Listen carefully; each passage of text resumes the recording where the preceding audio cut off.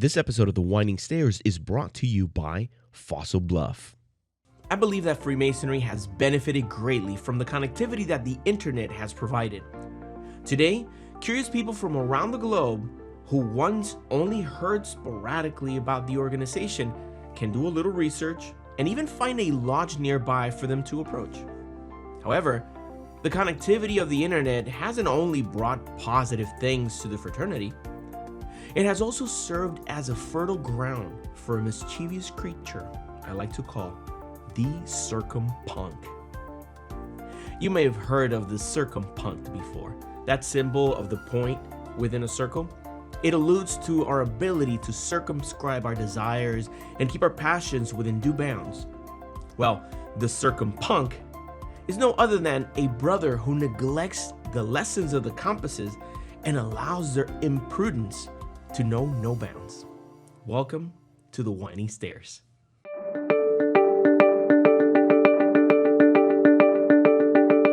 You have arrived at the Winding Stairs, a program dedicated to the practical application of Freemasonry and the art of self-improvement. I am your host, Juan Sepulveda, and I thank you for spending some time with me today as we explore this concept of the CircumPunk. Before we go deep into the topic, I want to say thank you to all of you who have supported our channel, The Winding Stairs, by liking, by subscribing, by sharing it, and even those of you who have become part of our exclusive group of supporters on Patreon. I'll give you more details about them later in the show. Let me start with a quote. The most primitive and fundamental of all symbols is the dot. That was Manly P. Hall in Lectures on Ancient Philosophy. But let's start with some definitions about the point within a circle. The circumpunct, or the point within a circle, is comprised of two elements. The point, which is representative of you, and the circle that represents the boundaries of our duties and the control over our desires, our emotions, and our passions. If you think of the compasses, imagine placing one of its legs in a point and the other circle it around to create a circle around it. Now you can visualize the point becomes you, and that circle becomes the boundaries of your duty, the area that you want to control your emotions within. What it teaches us is to circumscribe our desires, to keep our passions within due bounds. I can't say that enough because it is important for us to recognize what it means. Now, how do we use it? Whenever you're in a situation that is testing your patience or provoking you to make a poor decision, you can visualize yourself tracing that proverbial circle around yourself and controlling that which seems to be attempting to control you. You are the captain now. Now let's talk about the CircumPunk. Here's a formal definition. It is a noun, and it is described as such. A contemptible individual who neglects the lessons of the compasses and the circumpunct. Someone who fails at keeping their desires circumscribed and their passions within due bounds. In other words, a Masonic brother who sacrifices harmony at the altar of personal quarrels. I want to give you a couple of examples of how this looks like. If you have spent any time on social media, I am pretty sure you've come across one or two CircumPunks. Those brothers who really don't care to preserve harmony. They don't care about the virtue of being able to have conversations that are civil. They sacrifice all that because they want to be witty. They want to be controversial. They want to be provoking. Now, you do better to recognize them at a distance and make decisions that are going to avoid you getting deep in relationship with them or in arguments with them. You can call them trolls if you want. Most people do that. I choose to call them CircumPunks. And the reason why is because when you think of a punk, right, you think of someone who perhaps is putting a bravado, but it's still a coward. Someone who hides in order to do something. Growing up, we would call that a pitihuye, or someone that would whistle and just run away. Or that proverbial person that hides the hand that throws the stone.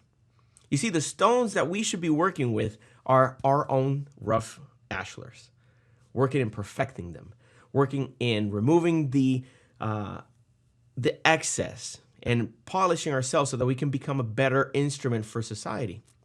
So the whole throwing the stone and hiding the hand, like for example, some of the cowards that go online and they choose a fake name and they put a profile picture that represents nothing, and they go and get really active in social media, in Masonic groups, and all they're doing is just like poking people and creating chaos.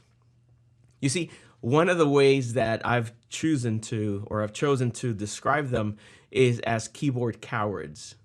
These are people that hide behind a keyboard so that they can do damage. Now, here's one of the reasons why that's a problem. If we're spending time online to perhaps learn a little bit more about Freemasonry and connect with other brothers that are like-minded, we do well to stay away from anybody that gives us an indication that they are that kind of keyboard coward or CircumPunk. Why? Because you want to spend your time in a productive way. Let me ask you this, honestly. How many times have you gone to a Masonic group or a forum and tried to learn a little bit more about something, and you put a question or you make a comment about some topic that you want to learn more about? And here comes someone and starts attacking you for writing something different.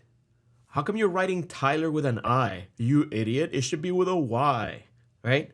I'm pretty sure you've seen some bozo do something like that. Why bozo? Because you can be cautious, you can be courteous, you can be kind in your approach. There's no reason for you to be aggressive against your brother or belittle them for saying something different than how you are used to doing it in your jurisdiction. Reminder, Masonry is not practiced the same way everywhere. You go to one country or you go to a different state and people call things differently. They practice Masonry different. What doesn't change is the fact that you are entrusted with the tools of an entered apprentice Mason in order for you to control yourself, right? Presented with the common gavel to break off that the rough corners of your stone. What are some of those rough corners? Is that proclivity to go out there and try to sow chaos in order for you to go out there and get a chuckle out of insulting someone in social media. Our time is better spent with brothers that have proven to have our best interest in mind, that want to help us grow in our Masonic journey, that want to help us step by step to go up the winding stairs, learn, implement, and teach some of the lessons of Masonry. Catch my drift? Stay away from the CircumPunks. Part of the motivation for me to put together this episode stems from something that I saw on Facebook. For quite a while, I have been hearing so many positive things about one Facebook group, other than the Winding Stairs, which I'm sure you've checked out. But there's one Facebook group that's focused on games, on board games. So it's like for brothers to come together and talk about either video games or board games. It had a growing community. It had a lot of very enthusiastic members. And before I know it, somebody posted, "Hey, I can't find the group such and such." And I was in shock. I'm like, wait, what happened? Maybe they blocked you. Maybe you said something and they blocked you, so that's why you can't find it. But no, someone else chimed in. "Hey, I can't see that group." Come to find out, one of Brother's favorite Masonic groups online had been deleted. Why? Whenever what the organizers were questions, what happened with the group that we were enjoying? It made me sad to read that the brother who put it together, he threw his hands up. He's like, you know what? I can't deal with this anymore. Brothers come in here and they act unmasonically. They attack each other. They try to sow disharmony within the group. And it is just too much for me to be doing, spending my time in it. I'm sure that brother has a lot of other things to do in his life to provide for his family, to provide for his own mental health, and instead of him having to babysit brothers who can't keep their passions within due bounds. Now, it made me sad because this brother put something together that people liked, that people were enjoying spending time learning about Freemasonry in. But because of a few CircumPunks that couldn't control themselves and they were creating all this disharmony, this brother had to say, you know what? I throw in the towel. I can't deal with this anymore. Other brothers were sad about it, and they said, listen, if you need moderators, you need people in there to help you with this, let us know. His response was like, you know what? I think I'm good. That's sad that kind of stuff happens. So hopefully what the conversation we're having today can prevent things like that from happening in the future with other groups that brothers like. Now, here's one way that we can prevent CircumPunks from destroying good things. That's why we can't have nice things. Here's one of the things that you should keep in mind. You, as an individual, are responsible for your behavior and your behavior only. You can try to interact with other people and kind of like calm them down or have them reconsider. But you have control over yourself, right? In that case, make sure that you're leading through example. Trust me, there's plenty of times where I start writing some witty comeback to some jerk that is posting stuff online, and I catch myself and I'm like, you know what? There's no point. There's no sense in me being aggressive to this person or being insulting, and I delete it. Now, I'm going to share a couple of tips with you that are going to help you have a more enjoyable interaction with Masons and Freemasonry topics online, and hopefully you find them helpful. The first one is that if you recognize that you have been a little bit abrasive online, or if you've been flirting with being a CircumPunk yourself, listen, just recognize you may be harming a brother at a distance in a way that it may deter him from learning more about Freemasonry. It may discourage them from spending time trying to learn and interact with other brothers. Be honest with yourself. I've heard many brothers say, no, but I shoot straight. I say it like it is. Listen, that's a weak justification for being a jerk. Don't do that. You are better than that. As a Mason, we're expecting better from you. Just saying, oh, I shoot straight, I call it like it is. It's a weak justification for being an asshole to other people. Oh, I say it. You recognize that, right? There are people out there that are like that. Just don't be that guy. Fossil Bluff is a purveyor of uncommon Masonic artifacts, a creator of bespoke, handcrafted, curious creations. Their tagline, "Gifts for today, inspiration for a lifetime," is more than just a catchy phrase. It encompasses the ideal that results from a lifetime of experiences that reach beyond the ordinary. It is the goal of Fossil Bluff to help you continue your experience through their thoughtfully crafted collection and provide like-minded individuals with items that invoke a feeling of heritage, legacy, mystery, and quality. Fossil Bluff strives to inspire each and every person that finds them with a sense of discovery and possibilities that exist in all they aspire to do.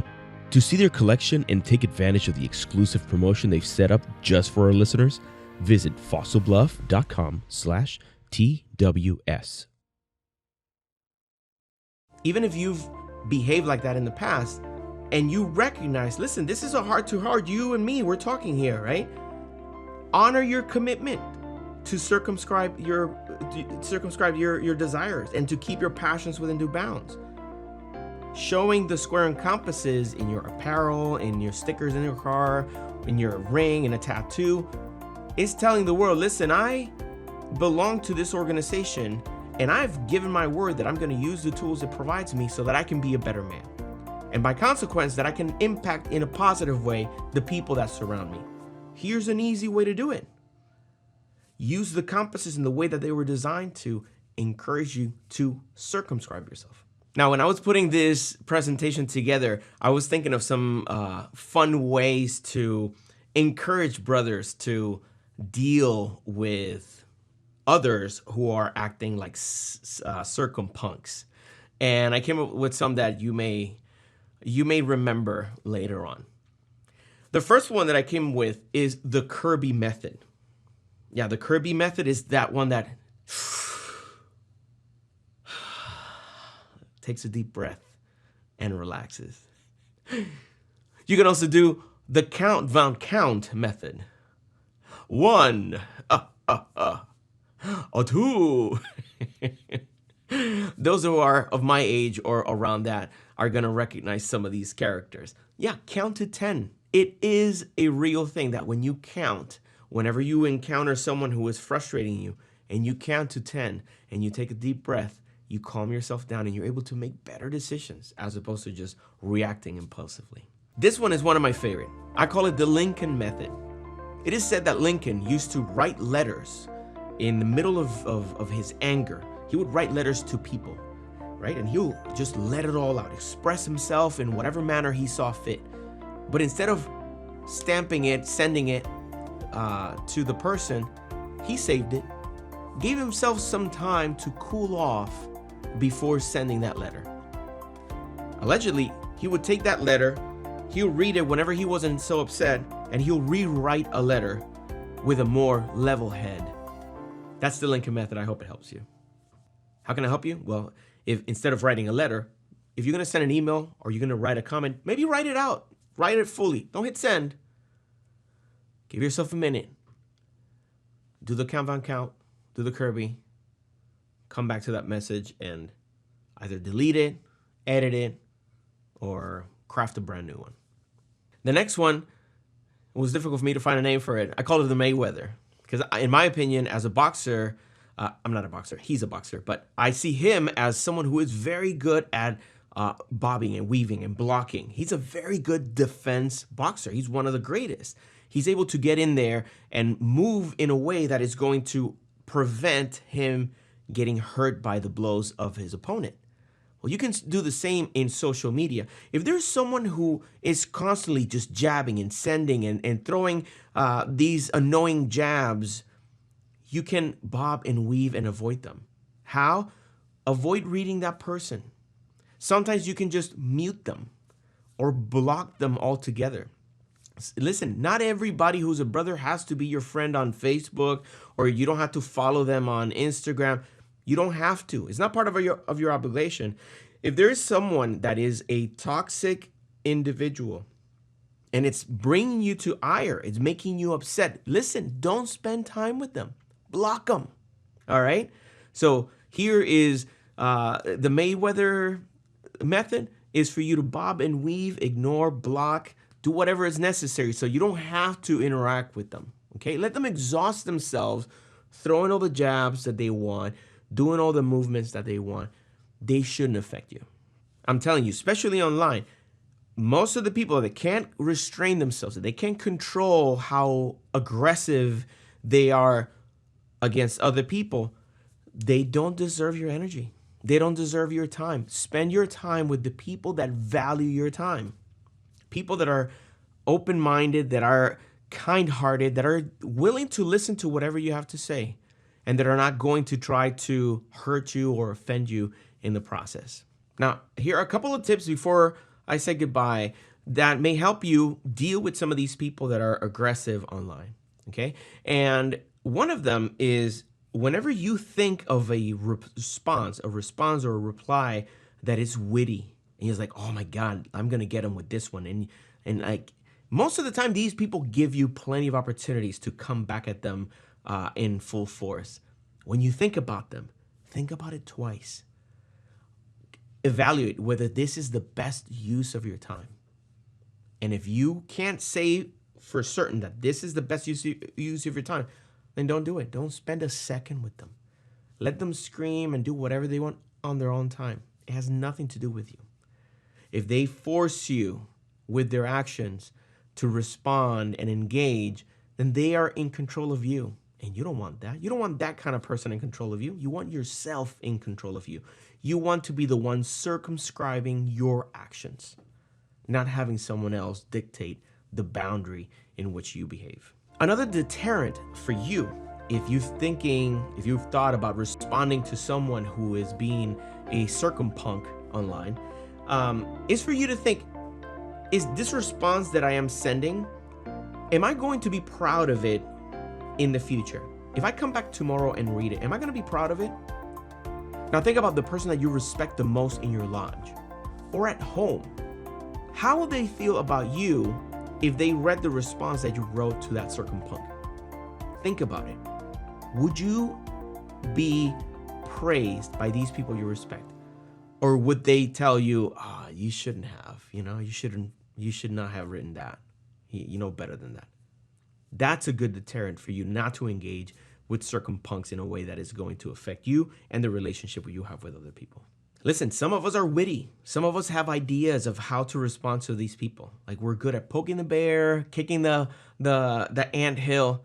But is that really what you want to be known as? Like, people are going to lose respect for you if all that you're doing online is engaging in these kinds of fights. So just think about it twice.